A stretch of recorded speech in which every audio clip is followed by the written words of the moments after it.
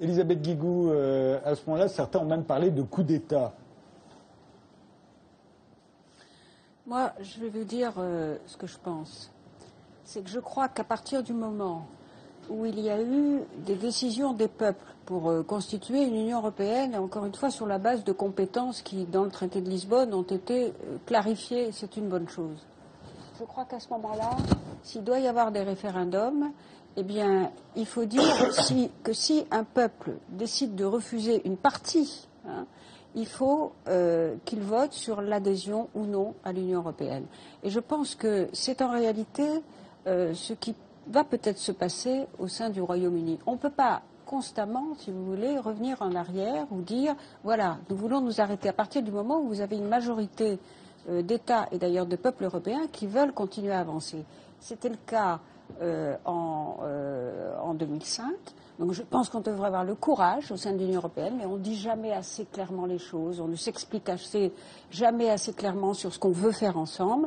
Je crois qu'il faut avoir le courage de dire, voilà, qu'est-ce que nous voulons faire ensemble? Est-ce que oui ou non nous voulons continuer à avoir une monnaie unique? Est-ce que oui ou non nous voulons continuer à avoir ce qui va nécessairement avec et qui n'a pas été fait, c'est-à-dire une union économique, une union sociale, une union fiscale. Est-ce que oui ou non nous voulons avancer vers cette intégration? Nous sommes toujours à mi-chemin, donc c'est pour ça que ça ne fonctionne pas. J'espère qu'à la faveur de cette crise, d'ailleurs, qui a été douloureuse, qui a failli, qui d'ailleurs continue, parce que la crise économique et sociale est loin d'être terminée malheureusement, j'espère que les pays membres de l'Union européenne, en tout cas ceux qui sont membres de la monnaie unique, diront voilà, nous voulons maintenant résolument avancer vers une vraie union, pas seulement monétaire, mais aussi économique, sinon ça ne peut pas marcher, parce qu'on a les divergences économiques que nous constatons actuelles, que nous voulons aller vers une union fiscale pour éviter que des États se fassent de la concurrence entre des États d'une même union, se fassent une concurrence entre eux qui est mortifère par tout simplement le dumping fiscal et encore plus par le dumping social. Donc moi je souhaite ardemment ça. Et ça, si nous avançons là-dedans, je pense qu'en effet, à un moment donné, il faudra un nouveau traité. On n'a pas besoin de faire un nouveau traité pour avancer pour l'instant. Et j'espère, en effet, que nous pourrons avoir un référendum et que l'Union sera sortie du marasme indistinct dans lequel elle est maintenant et qui n'était pas le cas, me semble-t-il, il y a 15 ans ou 20 ans. Sapir. Première chose, moi ce que j'ai entendu, c'est une chose très importante. Oui, il y a un manque de partage dans les pays et dans l'Europe. Mais ce manque de partage, il vient très largement de la politique économique qui est mise en place par les institutions européennes. Et donc là, il y a bien une contradiction absolument fondamentale. Pour l'instant, c'est à travers les décisions de l'Union européenne que se met en place le néolibéralisme qui est en train de détruire justement cette notion de partage. Deuxième réflexion, c'est, Madame Guigou, vous avez dit, les pays, les peuples européens souhaitaient avancer en 2005. Qu'en savons-nous? Qu'en savons-nous? Les peuples auxquels on a demandé... Il y avait une majorité, il y a eu une majorité. Non, écoutez, il y a eu un référendum où ça a été rejeté en France, un référendum et ça a été rejeté aux Pays-Bas, et après plus rien. Plus rien. Donc, le fond du problème, c'est, on ne sait pas ce que veulent les peuples parce qu'on ne leur demande pas. Et deuxièmement, vous dites, on ne peut pas retourner en arrière. Mais si on peut retourner en arrière, il faut arrêter d'avoir cette idée qu'il y a un grand progrès et que la marche vers l'Europe intégrée, c'est nécessairement la marche du progrès. C'est pas votre point de vue, mais c'est le mien. Mais attendez, c'est deux choses. Non, mais simplement, méthodologiquement, c'est une erreur. Après, vous pouvez très bien défendre cette idée, mais je dis simplement, c'est une conviction que j'ai. Voilà, j'ai pas une méthode, c'est une conviction personnelle, mais votre conviction personnelle doit être, et vous ne la la mienne partagez aussi pas, d'ailleurs, et la mienne droit, aussi, c'est vrai pour toutes les convictions personnelles, elles doivent être testées politiquement dans des appels au peuple. Et donc ça veut dire qu'il faut tenir compte de cela et il faut laisser la possibilité au peuple de décider par des référendums. Or, aujourd'hui, ceci n'est plus possible. Troisième point, il y a quand même eu un abandon, il y a quand même eu un abandon de souveraineté considérable sur la question budgétaire à travers le traité de stabilité. Et donc, ce qui est aujourd'hui en question, c'est est-ce que l'on va continuer dans cette voie, et dans cette voie dont on voit bien qu'elle nous tire vers l'abîme et qu'elle nous tire en réalité non seulement vers l'abîme économique, mais aussi vers l'abîme politique. Car, et là vous avez entièrement raison, c'est bien à travers la fin de cette notion de partage, à travers cette destruction de l'État social européen tel qu'il avait émergé, alors de l'État bismarckien en Allemagne, de l'État post-keynésien en Angleterre ou beveridgien dans la fin des années 30 et dans les années 40, c'est la destruction de cet État qui est en train de détruire les États et qui est en train de détruire l'Europe. Et donc c'est pour ça que je dis il faut maintenant mettre un terme à cette destruction, ou alors ça veut dire que nous acceptons la logique des États ethno-nationalistes et nous acceptons le fait que la guerre reviendra en Europe et ça sera d'abord des guerres de sécession et ça sera ensuite des guerres entre les États survivants.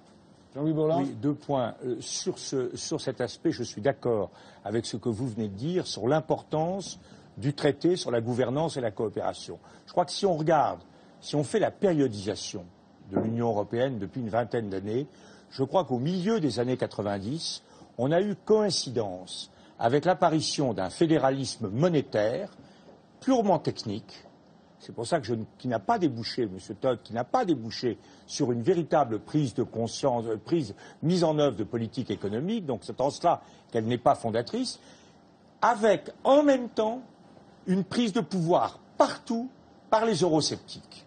Je crois qu'on ne comprend pas la chose si on ne part pas de l'idée qu'on a eu en France Chirac, qui, disons, il pratiquait en matière européenne le stationnement hebdomadaire alterné. On va dire, il était pour ou contre. Bon, on a eu Berlusconi, personne ne dira que c'est un grand Européen.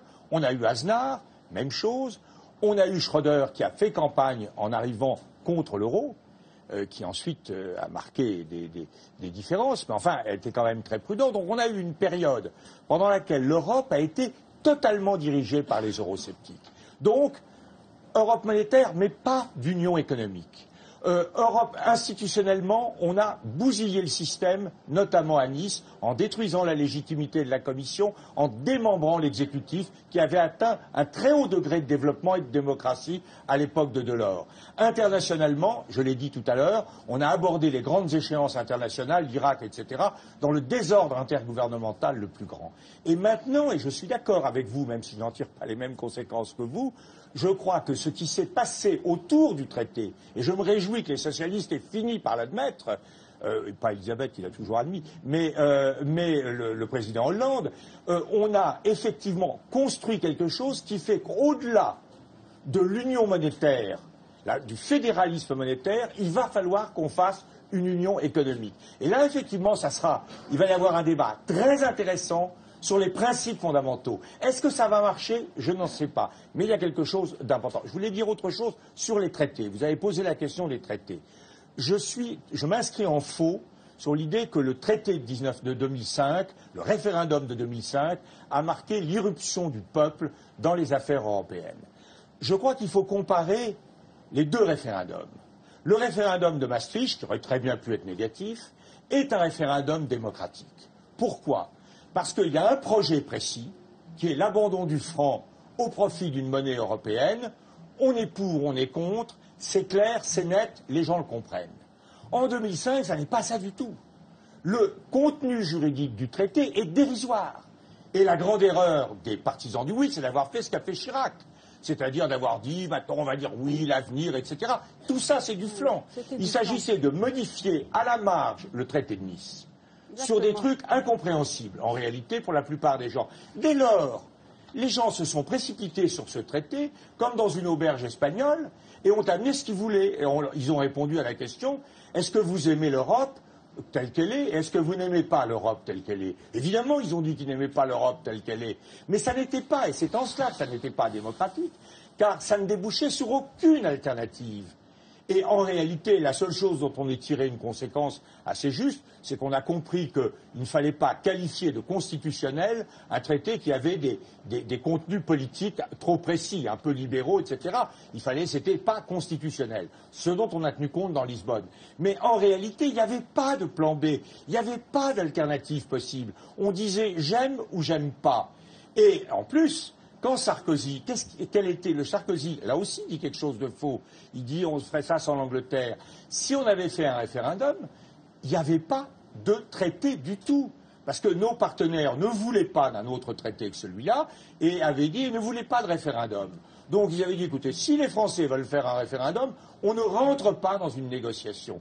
Et à ce moment-là, et c'est là où c'est quand même vraiment complètement surréaliste, les Français qui auraient voté non auraient eu la grande satisfaction d'apprendre qu'ils avaient plébiscité le traité de Nice, qu'ils ne connaissaient pas, qu'ils ne comprenaient pas, dont tout le monde considérait qu'il était le pire des traités, mais qui aurait été préféré au traité suivant. Donc, c'est pas vrai. Il faut faire ce qu'Elisabeth Guigou a dit à l'instant. La vraie question, c'est l'Europe aujourd'hui telle qu'elle est. On ne la fait pas tout seul, on la fait avec d'autres pays. L'Europe telle qu'elle est, vous aimez ou vous n'aimez pas. Vous avez le droit de prendre, vous avez le droit de sortir, mais vous n'avez pas le droit de vous donner l'illusion que vous allez faire tout seul, sans vos partenaires, une Europe différente. Ça n'est pas possible. C'est hors de la réalité. Or, la démocratie, ça consiste aussi à respecter la réalité. Il reste très peu de temps, alors une minute chacun. Je vous en prie. Alors, ce qui est frappant, c'est la façon dont les européistes français sont en retard sur l'histoire et plongés dans un juridisme hors de temps. L'Europe a changé de forme, a changé de forme et de nature. Elle n'est pas désorganisée, elle est organisée. Il y a une puissance hégémonique, l'Allemagne. Il y a un gouvernement économique de l'Europe, il est à Berlin. Il y a un exécutif français, le vice-chancelier Hollande, qui obéit à Angela Merkel. Donc les choses sont différentes, évoluent, et on est dans les rapports de force. On parlait des nations actuellement qui explosent. Il y a des nations qui explosent, des nations faibles en Europe. Et puis, il y a des nations qui vont très bien. Donc, l'Allemagne est dans un grand projet national qui va très bien. La Russie est dans un grand projet national qui va très bien. Et je ne pense pas que l'Écosse se séparera de l'Angleterre parce que l'histoire écossaise, après l'acte d'union, a été trop brillante. Une dernière chose, quand même, sur ce référendum de 2005. J'avais voté oui à l'époque. J'ai été scandalisé par le traité de Lisbonne, qui, pour moi, marque la fin de la démocratie, mais pas la fin de l'histoire. Donc, l'Europe est maintenant à une structure oligarchique contre laquelle les populations ne peuvent apparemment rien pour toutes sortes de raisons sociologiques, mais l'Europe n'est plus, c'est autre chose, ça n'est plus le lieu de démocratie libérale égalitaire. C'est une oligarchie complexe organisée autour de l'Allemagne, et c'est en ce sens que tout ce qu'elle dit de juridique sur la démocratie, la légalité, la crime, etc., je veux dire, est juste ridicule. L'Europe n'incarne plus le principe de démocratie et le principe d'égalité. Coralie Delhomme, qui est celle qu'on a le moins entendue au cours de cette émission. Je voulais juste revenir sur un point que vous avez soulevé et qui m'a beaucoup étonné. Vous dites en 92, on a voté pour la mise en place de l'euro et les Français ont voté oui. Ça, moi, je suis tout à fait d'accord. Oui, ils ont voté oui. Moi, j'en suis un peu navrée, mais ils ont voté oui. Et d'un autre côté, vous dites, en 2005, on a proposé une question et les Français ont voté non, mais en votant en fait pour une autre question. Donc, en 92, ils étaient capables de comprendre ce qu'ils faisaient. En 2005, ils étaient venus idiots. L'enjeu était clair au moment de Maastricht, c'était la monnaie, tout le monde le comprenait. Qui peut dire aujourd'hui, parmi ceux qui votaient non, ce qu'était le traité de Nice? Vous ne pouvez pas dire un référendum a été bien compris, un traité a été bien compris quand votre position l'emporte. Vous ne pouvez pas dire le vote est bon. Il est valide quand votre position l'emporte, et d'un autre côté dire c'est pas ça que je dis, c'est pas valide. Il n'y avait pas d'enjeu, il y avait de la blague. Je vous interromps parce que l'émission termine. Un mot, Bertrand Badi. Oui, parce qu'on est arrivé à un point de débat absolument important, le paradoxe des référendums européens, c'est-à-dire une institution politique unique avec plusieurs peuples. Est-ce que c'est possible? Une institution politique ne peut régir qu'un peuple. C'est-à-dire que sur l'Europe, on ne peut interroger que le peuple européen en toute logique. Quand on nous explique que, par exemple, l'entrée de la Turquie sera soumise à référendum, ça veut dire quoi? Ça veut dire qu'il y aura 28 référendums, et s'il y en a un qui dit non à l'entrée de la Turquie, ça veut dire que la Turquie ne pourra pas entrer. Donc on est là dans une contradiction absolument énorme. On ne peut pas penser l'idée de peuple autrement que par rapport aux institutions politiques qui le régissent. Ce divorce est effectivement une preuve d'absence de démocratie dans la logique européenne et est une source de paradoxes énormes qui montre bien d'ailleurs la fragilité de la notion de peuple. Je suis obligé d'arrêter l'émission maintenant. Je vous remercie tous les 7 d'y avoir participé. On se quitte évidemment en musique avec Nosfell. Il nous interprète un extrait de son nouvel album Amour massif qui vient de sortir. La chanson s'intitule Dans les chambres fantômes. Nosfell, c'est à vous.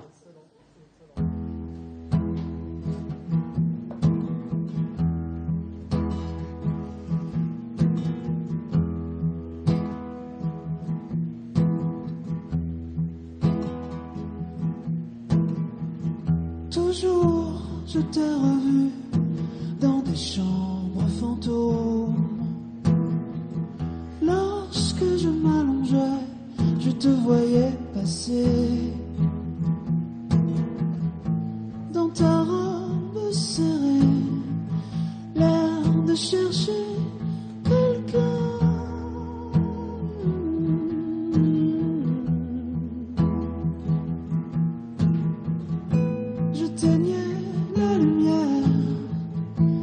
J'espérais ta main sur moi.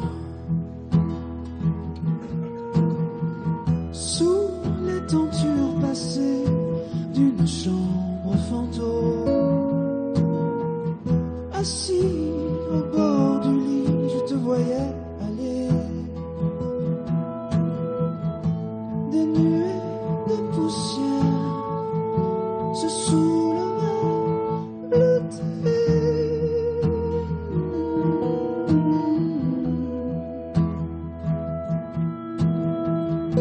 Retombant derrière toi, comme un regret d'éternité.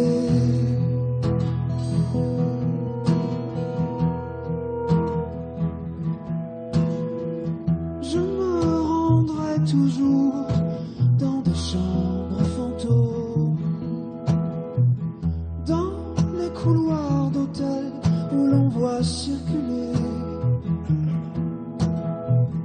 des femmes comme toi dans des robes serrées et dont des hommes postés cherchent à saisir les doigts.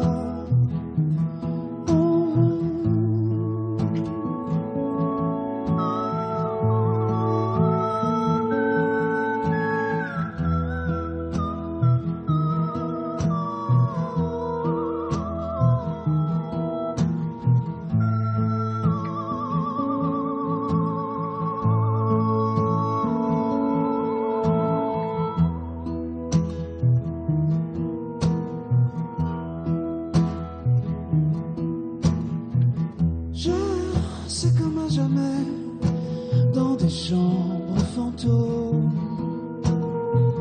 Je me pince parfois pour éprouver ma chair, et je sens derrière moi s'élever la poussière bleutée.